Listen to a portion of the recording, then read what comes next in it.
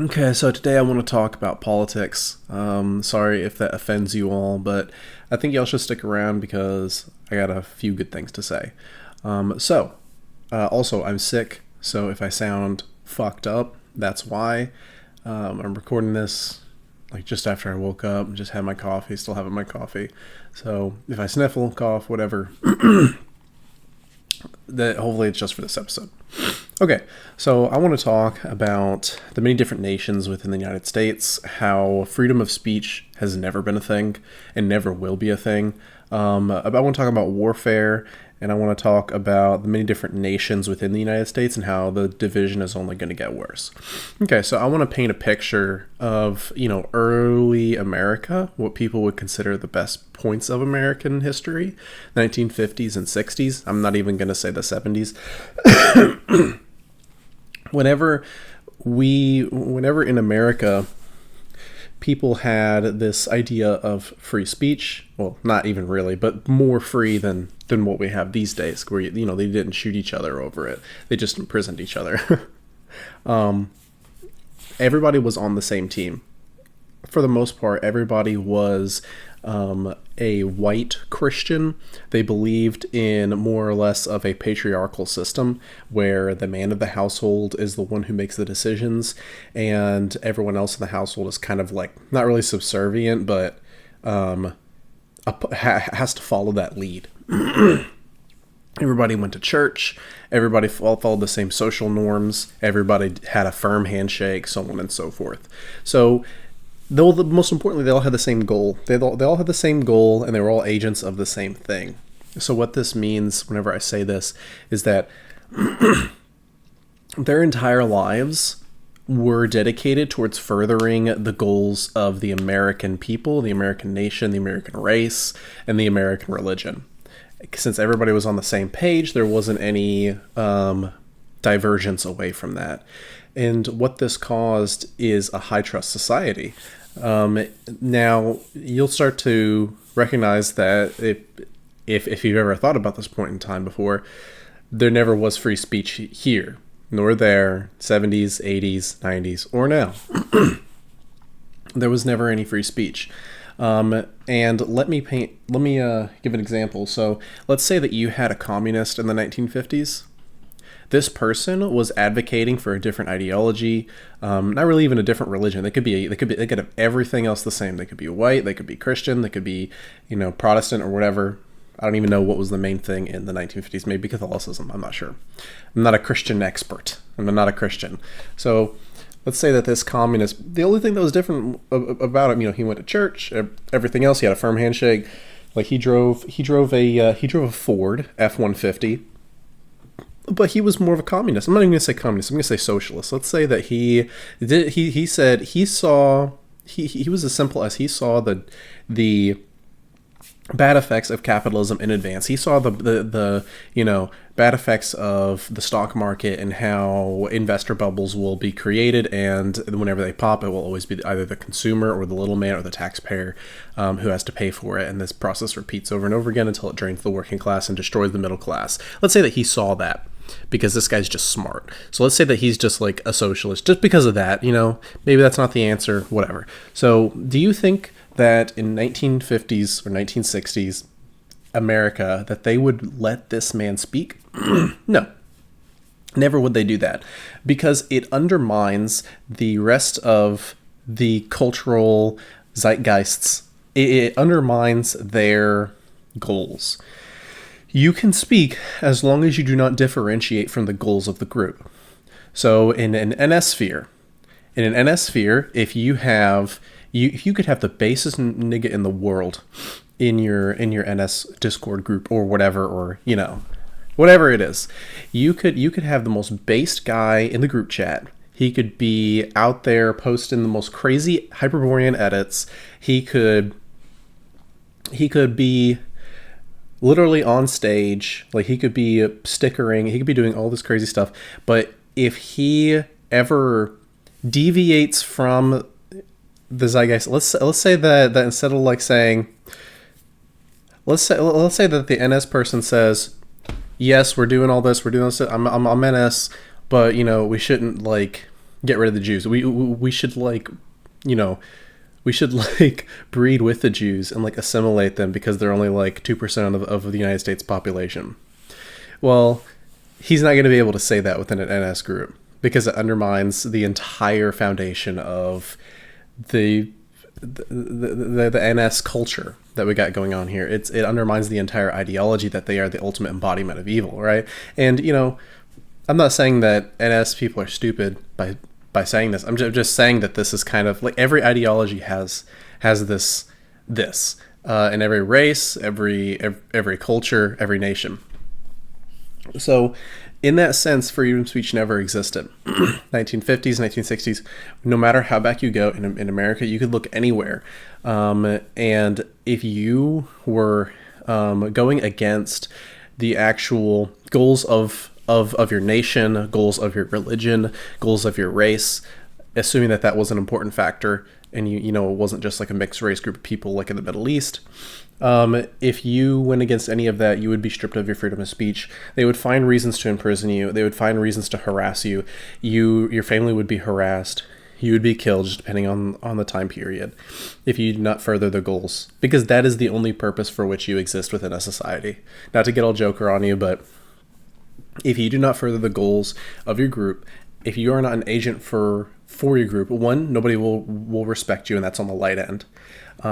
And two, you might just either get kicked out of the group, or if there is no other group for you to go to, or if that's just not the sentiment, then you'll just be killed.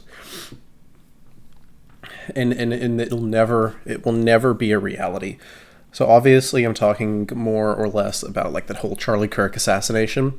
And whenever I see people talking about like, you know, whatever happened to freedom of speech, whatever happened to like the free marketplace of ideas, nobody ever believed in that. Nobody ever believed in that. The libertarians said that. The leftists said that as a way to push, you know, their ability to say things.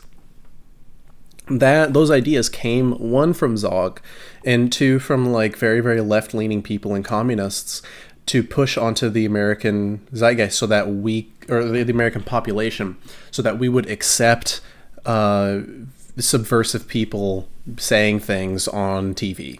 That's what it was. And then if we didn't like it, well, guess what? We couldn't kill them. Well, since we have freedom of speech, then we have to let them speak anyway and corrupt the kids, socially engineer society in a way that does not benefit us, and essentially destroy society. Because we have free speech. And if you don't like it, you're just a bigot. And that's not the Christian thing to do, so they have a multi-pronged attack there. But what I'm trying to say is that this entire thing of free speech, it didn't exist prior to like the 70s. It did not exist. I know that's kind of like a long time for like a lot of you people. Like that's obviously longer than you've been alive, like most of you people. But in the grand scheme of things, it's not. 99.9% of human history, nobody had freedom of speech. You could just be killed based on what you say. And it was actually a very, very good thing. Because if you had a caveman who kept talking about killing people, well, he's probably going to go kill people, so you probably should kill that guy. You know, and that's just his speech. He didn't have freedom of speech. Nobody has ever had freedom of speech, except for a very, very small blip in probably the 90s. Very, very small blip whenever you could just say whatever you wanted. Within, you know, that's not like calling for threats of violence. You could go and you could tell children to be transgender. You could tell them to be gay. You could whisper in kids' ears. You could corrupt the youth for a very small period of time. But that was a lapse, right? Nowadays you can't say anything. So Charlie Kirk thought that he could go against the other gang. So there's a few different gangs within the United States. The main one right now is probably Zog. There's the Zog gang. There's the NS group. There's the communist or Antifa group. There's the conservative group, libertarians, and then just kind of like shit libs where they don't really understand why they believe what they believe. I think a lot of them are just black, or Mexican, so they're not actually American. They don't actually exist. They're just there, and they just happen to walk into a ballot box. So, what am I trying to say here? Let me check my notes. Give me a second. Yeah, so basically what Charlie Kirk wanted to do was he wanted to keep things civil, right? He wanted to be able to, on a real basis, use his words to attack, defame, and destroy his opposition, his enemies, right? He chose verbal, right? His enemies chose physical. They chose the gun, and it's not an escalation. If your words, let's say that, like, well, I'm not even going to use an example, but I'm just going to say, let's say that somebody could say things. Let's say you're in the Salem witch trials and you're a woman and somebody else is calling you a witch. Those words are violence. They can destroy you. They can destroy your livelihood. They can essentially just summon a gang to lynch you. And burn you alive, like one of the worst ways to go. So, he doesn't have freedom of speech to say that, right? Even though he's not specifically calling for you to be burned at the stake, he does not have the ability to say that, because what he is saying is a very instantly a threat of violence and is actively doing violence upon you. Just given that example. So no. What he is saying is a very real threat to the left. It's a very real threat to Antifa, to the gay furry community, to all of these degens, to the Kali Yuga itself, right? Because he's trying to hold back the tide of degeneracy, and he's trying to bring people to a Christian ideology where your morals come from a book that's 2,000 years old, which none of this gay shit existed back then. So even though it was very, very liberal, very, very progressive for its time, now that it's brought into the Kali Yuga, it seems fairly conservative by comparison. So he's trying to bring people back to this old world religion. That's not happening. It'll never make a comeback. But he's trying to bring people back as an attempt to prevent people from going too far towards the Kali Yuga, towards the degeneracy. And so the degenerates hated this, obviously, and this was a very real threat to their success, to their proliferation as an ideology. And so any good agent for the degeneracy will very obviously kill him. But honestly, I don't even think that that's what happened. I think what happened was that just Charlie Kirk just flew too close to populism, and he started appealing too much to the right wing youth of the United States. And since he had organically created a very large fan base, he had to go. Zog essentially just saw that he was being too anti-Semitic, and so they pulled the trigger on him, and they handed a gun to, I don't even know exactly what happened. Obviously, there's a lot of stuff with like the camera and whatnot that was taken back. So I'm 99% sure it was, I'm 100% sure that it was a pre-planned event. They pulled the trigger on Charlie Kirk. They killed him, and then they handed the rifle off, or just had this kid with a rifle, this gay furry person. They pinned it all on the gay furry crowd, so we would get mad at the gay furry degens and not the Israelis, which are the real enemy here. They're the much more major threat. Okay, so I do want to talk about how a society in general cannot exist between people. It can only exist inside of a people. So I've already touched on this a little bit whenever it comes to like the 1950s. Everybody was a part of the same tribe. Now, if we did have, like, everybody was, like, communist, the exact same thing would happen. It'd probably be pretty decent, although, obviously there would be a lot of flaws with the communism itself, which would probably eat itself alive. It's not very good, but it would legitimately be better than living in a balkanized America. Because everybody would be working towards the same goal. You wouldn't walk down the street and worry about, like, gangs trying to steal from you, because those gangs are communist, and then you are proudly wearing like a communist pin and all this stuff. And so for them to attack you, they would be doing a great disservice to their own group. And so they would much rather go and find where the resistance is hiding, if there even is a resistance, and they would much rather find victims from that group, because even the criminals would feel bad about attacking a fellow big time communist, because they feel like they're a part of the same identity. The only people that would are mentally ill. So that's the drawing effects of a society. We do not live in a society, regardless of what the Joker says. We do not live in a society. We don't lift in a society. We don't do anything within a society. There is no American society. There is a group of individual nations. You have the Black nation, the Mexican nation, the white NS nation, the white communist nation, Zog, and just a few other small-time groups. Like the Burmese. There's a lot of Burmese around here. God, I fucking hate those people. Quote unquote people. We have the Indians, but all of these groups of people, they're very, very different. And within themselves, they will often have a nation. So like, white NS people, they'll have a nation. Ugh. Sorry about that. Somebody walked in. Okay. So as I was talking about, white NS people have a nation.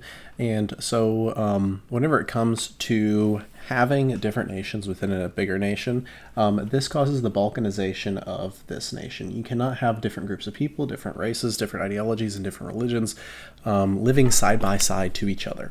This simply will not work and inevitably will lead to war. We've seen this with the Balkan states. Whenever, let me see, let me quiz my own history here. Give me a second.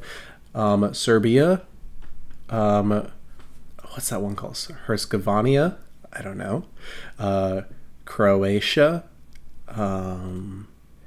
Bosnia. Well, I don't know the exact states, but they were combined together post World War I into Yugoslavia. Wait, no, post World War II. They were combined into Yugoslavia. I don't know. Anyways, all I know is that these different groups of people, because the Bosnians, I know that were white Muslims, or more or less white Muslims, and there was Christians thrown in the mix, and there are just different ethnic groups of people that never really liked each other and were going to war for a very long time prior to these other wars that broke out that forced them to be combined into a singular state. And I do know that the result of combining these groups of people together that hated each other, obviously they didn't actually combine together just because their borders were broken apart. And I do know that there were concentration camps for babies. And so I think that this is more or less going to be what's going to happen in the United States within our lifetime.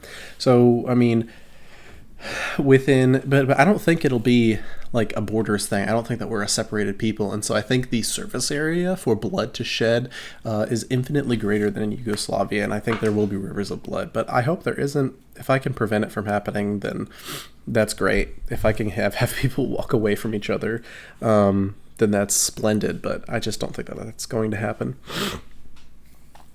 So a lot of these nations, they don't have any borders. Your neighbor is almost certainly of a different nation than you.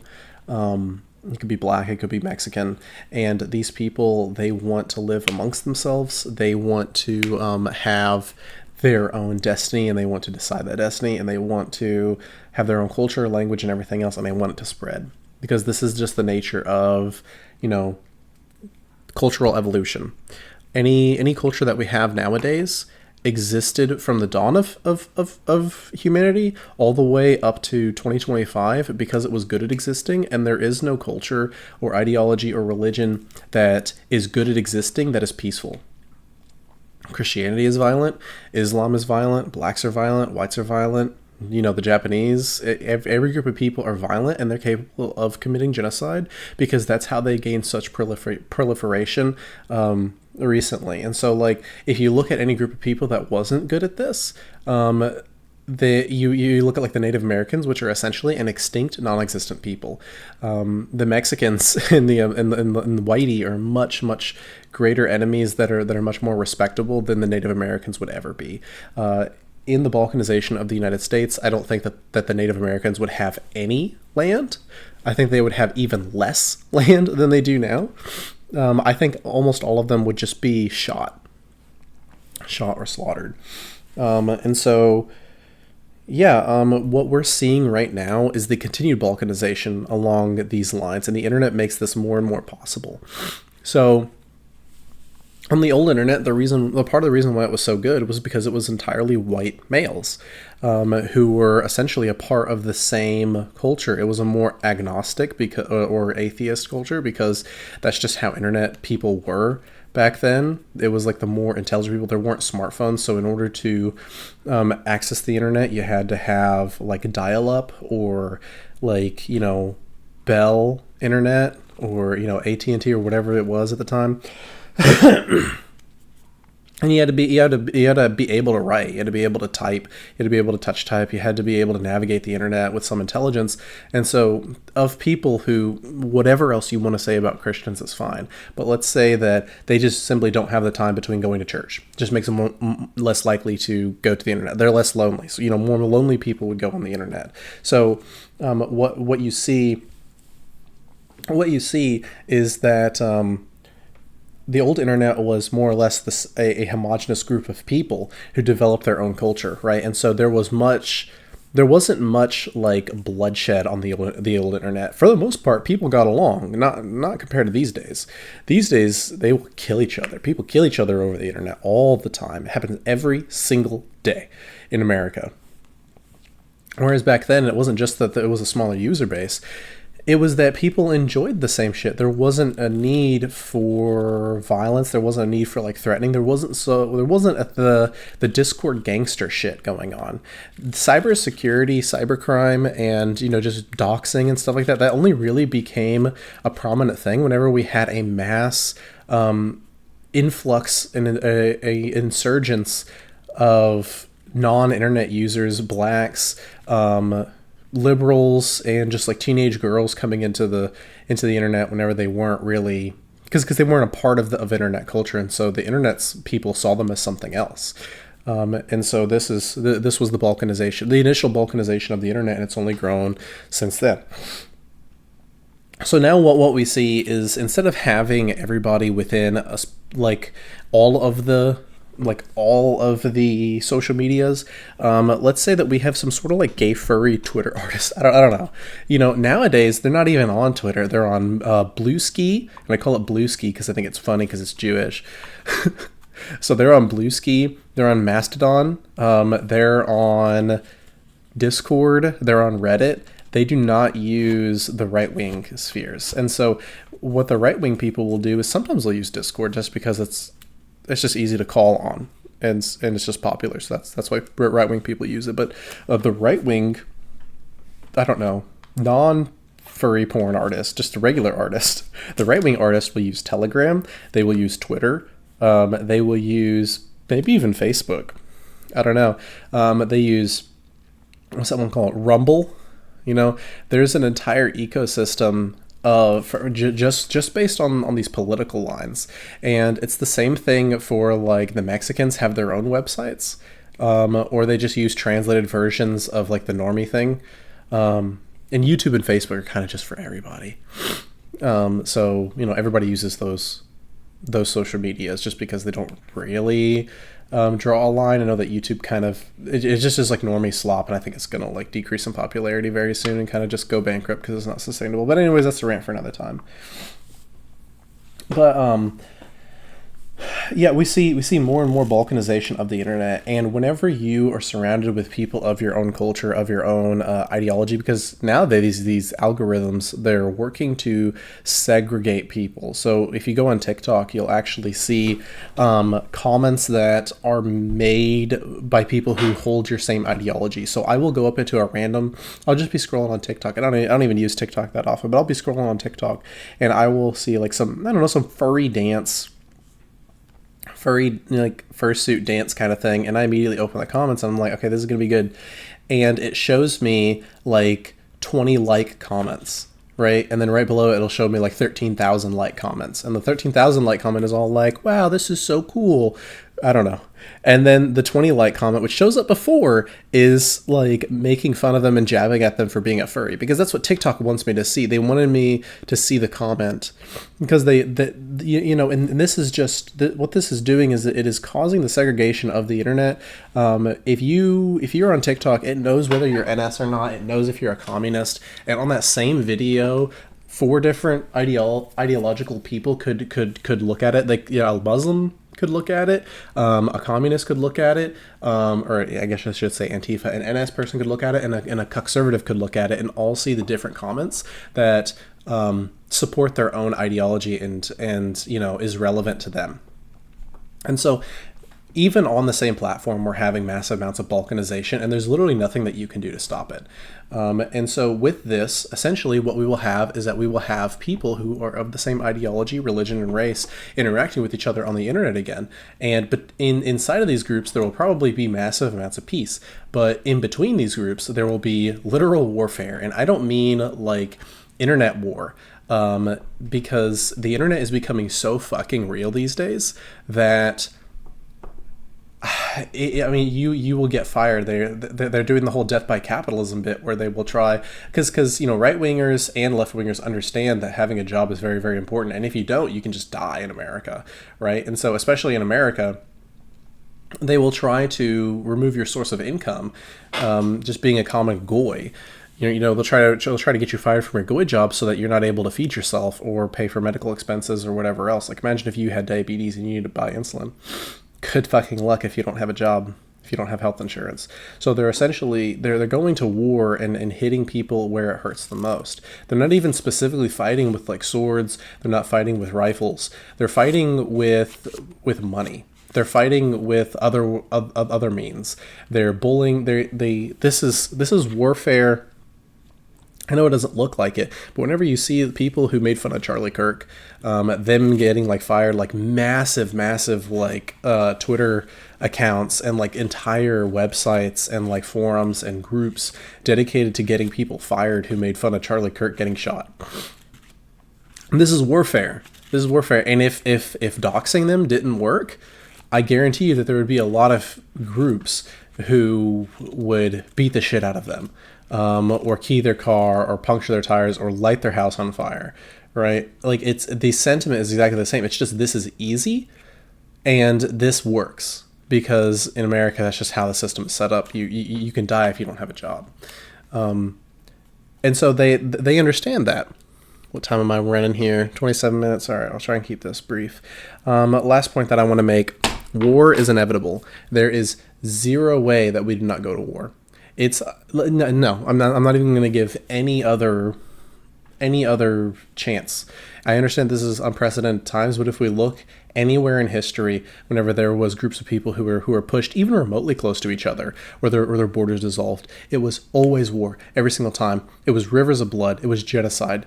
I think that this is going to happen, and I think it's going to happen so much to such a degree that the rivers within the United States will become stained red for probably a very long time.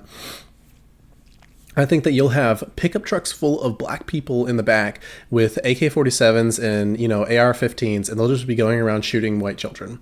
And I think, whenever the breakdown of law and order comes, which honestly, it doesn't even seem like it's that far away. I think that blacks will be the first to do it because they understand the necessity of violence, because that's one of the only things that they understand. They can't really dox, right? And so they understand violence. They understand the rifle. They understand shooting, white people's kids, hurts them, right? And so they want to hurt us, especially like the black separatists, and maybe not even black separatists, but like the anti-white black crowd, which is, I would say, a good like 70% of them don't like white people.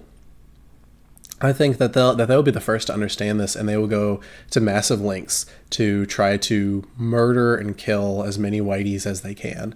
And then it'll probably be followed by the Mexicans, and white people will kind of just be like sheltering off in their little gated communities or like their, HOA, and they think that they'll be safe in their gated communities.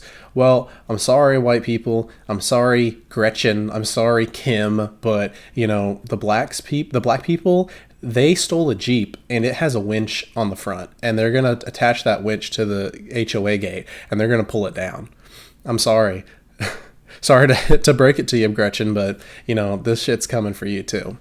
And this is something that I've foreseen for a very long time. It is an inevitability. There is no way for this not to happen. What we will have is we will see a great war where the only thing that you can hope to do is be in a squad. You're not going to be a part of an army. You're going to be a part of a specific squad living within a specific house that's trying to, defend themselves, two, defend their people, and, destroy the enemy, as many enemies as they can. And there's going to be a lot of rifles, there's going to be a lot of guns, there's going to be a lot of ammunition. You're going to walk down the street and your boots will crunch on casings of bullets. And I think will essentially have the complete breakdown of law and order. Once that happens, there will be no way for shops to stay open. There will be though you wouldn't be able to pay a trucker enough to go across the country, because the danger is just so high. We will have an absolute and utter breakdown of the economy, and whenever that happens, there'll be no way to bring food into the cities. And then if people weren't already fighting along ideological lines with the hatred that they have for each other in their hearts, then fighting over food will definitely cause them to start fighting. And I think the weakest will go first. I think that by the end of it, by the time that the dust settles, the NS group will, well, they're S tier. Like, let's be honest. NS people are the only real people who have trained for this. Maybe the military groups, the military types, maybe like the conservatives might be able to do a thing or two because they more or less believe in masculinity. But for the most part, I think it'll be NS, conservatives. The Antifa just be gone because they can't do shit. And I think it'll be blacks. Well, I don't even think blacks will be around. I think it'll be Mexicans, NS whites, and Zog controlled military. I think that'll be the only people that are left, and I think that we'll see a scale of death in the absolute millions, the multi millions by the end of it. And this is just what happens whenever you push people together. And I've known this for a very long time, probably since 2016. I've been saying this for a very long time. My opinions about this are very strong. And with every passing day, it seems that we grow closer and closer to this reality. And I'm just going to let you all know, it's time, if you're not prepared, it's time to start preparing. It's time to start grouping up with people, at least forming a friendship with people who are, similar in ideology to you. It's time to start getting a little bit muscular. It's time to start being able to run a mile at the very least, because if you are caught with your pants down whenever the power goes off, there's nothing that anybody's going to be able to do for you. You're not going to be able to drive around on the street. And I'm not doomsday posting here. Like, I don't think that this will last super long.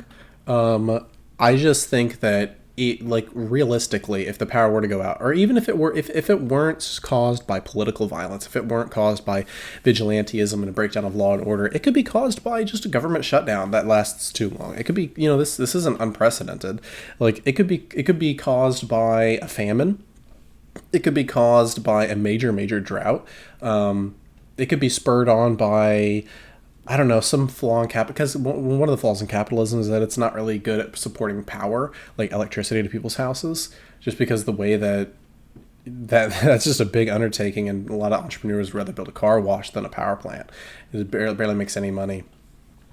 And so right now energy prices are going up and up and up, and what could happen is, I don't know if you guys have ever seen this, but that one time where that guy went around with an AR-10 and just started shooting the transformers at power substations and power in an entire county, and I think Virginia or something like that, maybe it was Florida, I don't know, but the entire power for an entire county was off for 3 weeks because and that's just a couple transformers that weren't able, big ones that weren't able to be replaced very quickly, that cost almost $1 million. All it takes is a coordinated NS group to go around and just start AR-10ing a lot of these transformers, and there's not going to be really any way to stop them. There's not. I mean, what are you going to do, build a steel wall around every substation in America? It's not going to happen. This could be a coordinated effort. People could have this as a plan with the intent purpose of breaking down civilization. Anything could spur this on, and whenever it does, you're going to have to be prepared. There's nothing you're going to be able to do to save America. America's already messed up. It is a powder keg, and it is waiting for the fuse to be lit. Once the fuse is lit, best thing that you can do is just run away. But right now you can take steps away from it. and protecting yourself from it little at a time by being a better person, by having a group of people that you can trust and rely on that are with that don't that share your ideology and share, you know, your group.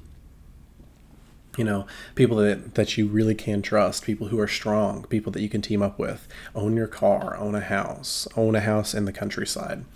You know, you do all of these things, it's much more likely that you will not be a victim in this.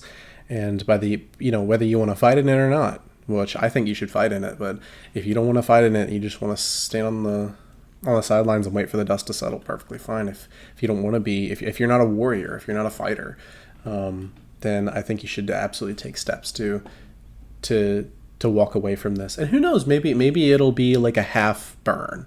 Maybe violence will increase and increase until basically people just vote to be segregated again. That might happen.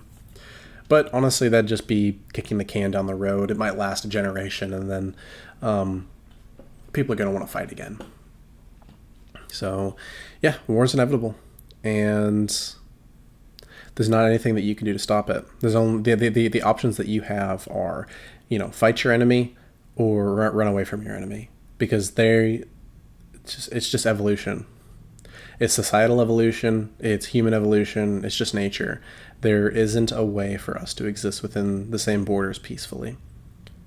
All right, that's all I wanted to talk about. I'm sorry if this was like really boring, or if I was talking really fast, or if it was like, you know, because I know I know a lot of you people want me to be funny, but this is just a little bit more serious, and I had a lot to say, and so I was talking really, really fast to try and get it all in, and even then, it's still approaching 40 minutes. And honestly, I didn't talk about half of what I wanted to talk about, so, you know, whatever. We'll figure it out. Keep yourself safe. Stay tuned for next time. I don't know if I'll make a video tomorrow, but if I do, then, you know, you'll see it here. Share the video to your friends, you know, if you think it's worth anything. I don't think it's very good. I think it's just me talking to a microphone. I think it's just me schizo rambling. But anyways, I love you. I hope that you're watching this whenever you drive. If anybody is still listening at this point, I want you to prove it. I want you to prove it by pinging me in the server in Schadenfreude. I want you to ping me, and I'll give you a special role, but I won't bring it up. And the only way you'll know about it is if you're listening right now.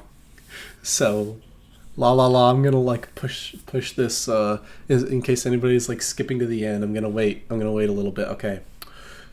Taxes, storytelling, violence, Baki, bodybuilding. Okay, we're good. All right. Keep yourself safe. I love you all. Whatever. Bye. We'll figure it out.